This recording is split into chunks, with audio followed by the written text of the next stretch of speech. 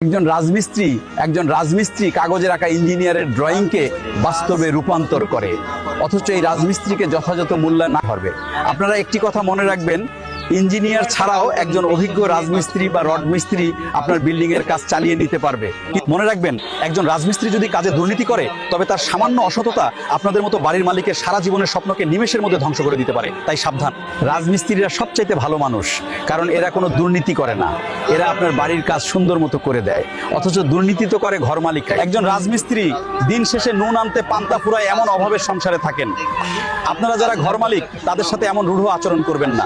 আপনাদের উদ্দেশ্যে একটি কথা বলি, রাজমিস্ত্রিরা যখন সারাদিন হাড় ভাঙা খাটুনি খেটে দিন শেষে পারিশ্রমিক পায় না, তখন তাদের মনে যে গভীর কষ্ট আর যন্ত্রণার সৃষ্টি হয় তা আমাদের অনুধাবন করা অত্যন্ত প্রয়োজন। প্রথমে প্রত্যেকটা ঘর মালিকের সাথে রাজমিস্ত্রির একটা আত্মীয় বন্ধন তৈরি হয়, কিন্তু শেষে গিয়ে আমাদেরই ঠকে আসতে হয়। এটা মনে হয় আমাদের রাজমিস্ত্রিদের এক বড় অভিশাপ।